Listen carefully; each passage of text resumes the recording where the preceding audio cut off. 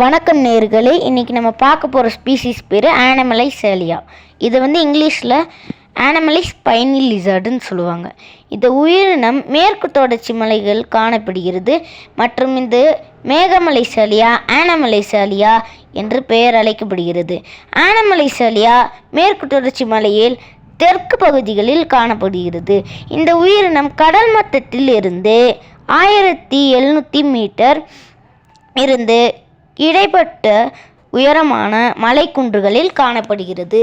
இவைகள் கூம்புவாய், சொரசொரப்பான தோல் மற்றும் இவைகளுக்கு டிராகன் மாதிரி ஸ்பைக்ஸ் முதுகுக்கு இருக்கும்.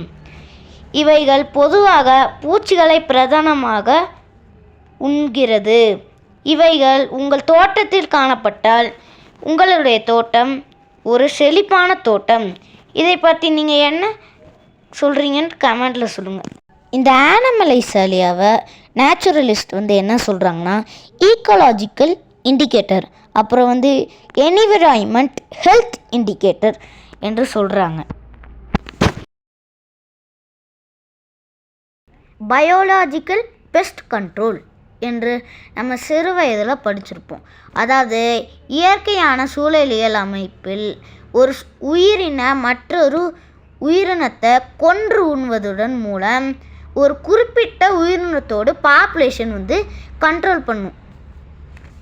உதாரணத்துக்கு ஒரு தோட்டத்தில் எறும்பு இருக்கும், ஈ இருக்கும், கொசு இருக்கும், உண்ணி இருக்கும், குளவி இருக்கும், ஸ்பைடர் இருக்கும்.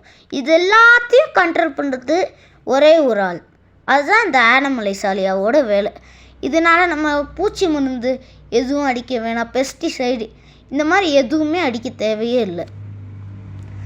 முன்னோர்கள் சொல்கிறாங்க, கடவுள் ரொம்ப தூரம் நடந்ததுனால ரொம்ப சோர்வாக இருப்பதால் ஒரு மரத்தில் உட்காந்து ஓய்வு எடுத்துட்டு இருந்தார். அங்கேருந்து ஒரு ஓணான் கிட்ட தண்ணி கேட்டது தான் அந்த ஓணான் கடவுளை அவமதிச்சதுனால கடவுள் அந்த ஓணானுக்கு ஒரு சாபம் விட்டுறாரு. அந்த சாபம் என்னன்னா, உன்னை பார்த்தாலே எல்லாம் கல்லை தூக்கி எறிவாங்கன்ட்டு சாபம் விட்டுறாரு கடவுள்.